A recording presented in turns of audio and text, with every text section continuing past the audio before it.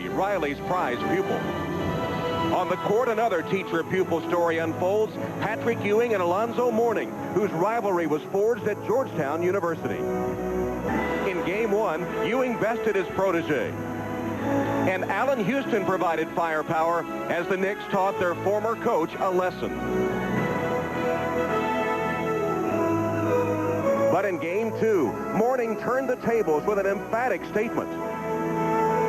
And school was out when Tim Hardaway took control.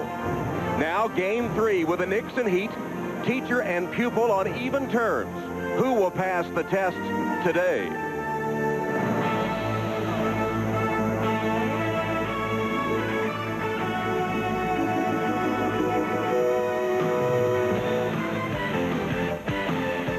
This is the NBA on NBC. The 1997 NBA playoffs.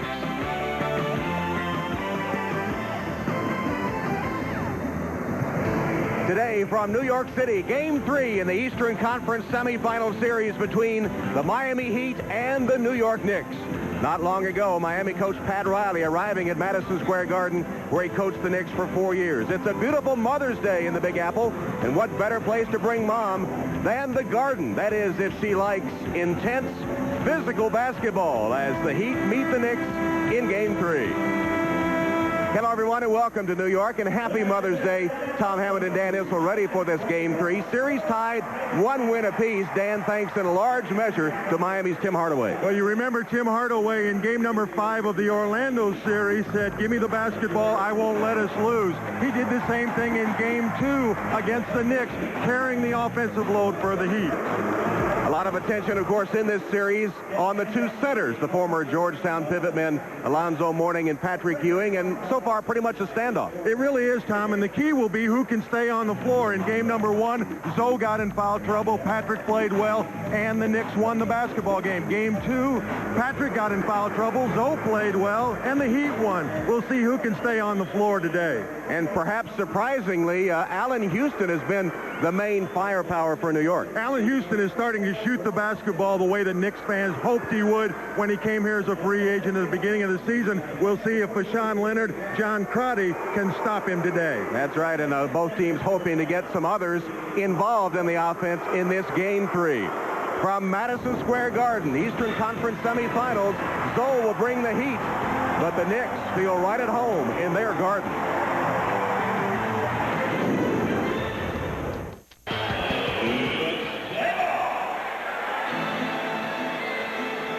Well, all roads, even from Brooklyn, lead to the Garden today. And Jeff Van Gundy, the Knicks coach, greeting his parents, Cindy and Bill Van Gundy, as he entered the arena for this game three.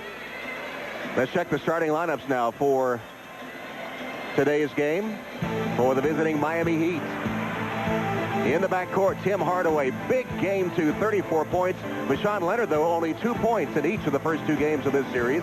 Alonzo Mourning, Jamal Mashburn, the New York native who had the big 3-point basket in game 2, and P.J. Brown. And the coach of the Heat is Pat Riley. With a hat trick and Coach of the Year, got his 3rd Coach of the Year award recently. He also won it with the Lakers and with the Knicks. And for the New York Knicks, their starting lineup. In the backcourt, the hot shooting Allen Houston and Childs, who has had a physical and verbal battle going with Tim Hardaway. Ewing, poor shooting. He needs to pick up his shooting percentage. Larry Johnson has had a good playoff series, and the premier rebounder, Charles Oakley. And Jeff Van Gundy, the youngest NBA head coach, 35 years old. He's had some pretty good mentors, Rick Pitino, Don Nelson, and of course Pat Riley, to name a few. Now let's go down to Paul Sunderland. All right, Tom, there's very little mystery about this series so far between the Knicks and the Heat, but one of the things New York fans are wondering about is when John Starks is going to join the party. The NBA's best 6th man shot the ball exceptionally well against the Charlotte Hornets. You can see the numbers. He put up over 16 points a game, but in round 2 against Miami, he is 2 of 15 overall, only 1 for 8 from 3-point range. The Knicks need his scoring off the bench, and he, like no other, can get the Garden on fire. Back to you, Tom. Ready to go, game 3. Miami and New York tied at 1 win apiece.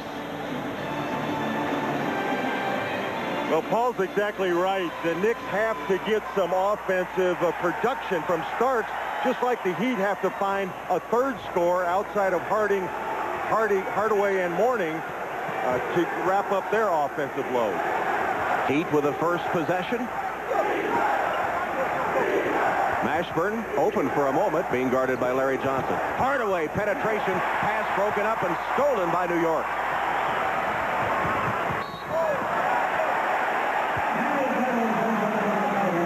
And a quick foul on Mashburn, first foul of the game. Hardaway probably should have shot that ball rather than trying to pass it. There were a lot of defenders in there. It looked like he had a clear look at the basket. Chris Childs will run the offense for the Knicks, being guarded by Hardaway. Behind the back, Houston fumbled for a moment, but got the shot away, rimmed out, and rebounded by P.J. Brown. Tom, look for Miami to really open up this game. They have younger, fresher legs, especially with another game tomorrow night. They concede the shot to Brown, and he misses. Wide open look. Rebounded by Ewing. Childs. Mourning intimidated him. Kicks it out to Oakley. He can't hit. And Mourning clears the rebound.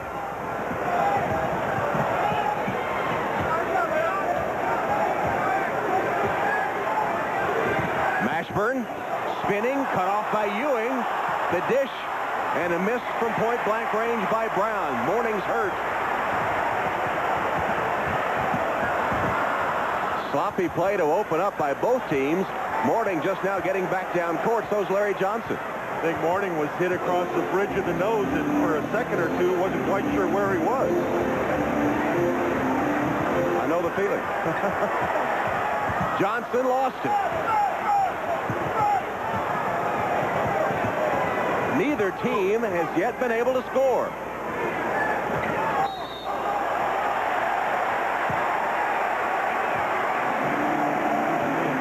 Second Miami foul whistled on Alonzo Mourning. Well, both teams have shot horrendously in this series. Both teams under 40% for the first two games, and you wonder, Tom, is it the defense or are they just missing good shots?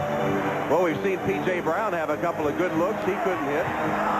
Houston has twice been to the rim. That one will be ruled goaltending. Allen Houston finally gets the first bucket. See if we can get Mourning right there, hit by his own man. P.J. Brown is the one who hit him across the nose. So finally a basket. And a hand-checking foul on Childs, trying to stop Hardaway. Almost something like a basket. It still, right. Still didn't go through, in. did it?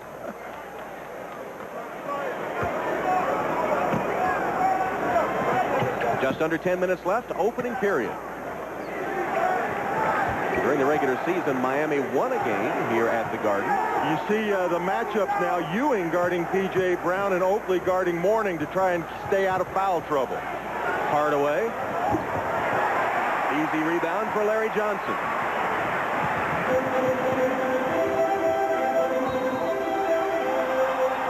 Ooh, offensive foul on Ewing. Trying to post up P.J. Brown. He got his hand out and called for the hook. Let's see right there, up and under P.J.'s arm.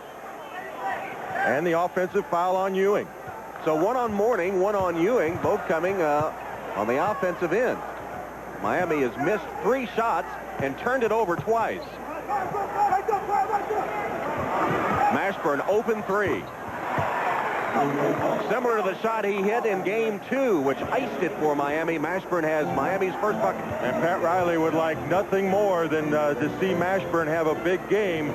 He needs somebody else to help on the offensive end. He's saying they need to manufacture some more shots for him. Tough underneath. Finally, Ewing pounds it home. His first basket. Mourning jockeying with Oakley for position. Foul called. Charles Oakley. The officials for today's game: Ed F. Rush, Bernie Fryer, and Joy Crawford. Tom, we talked about how important it was for both Patrick and for Zoe to stay on the floor. You sure don't want to pick up funny offensive fouls, and that's what both players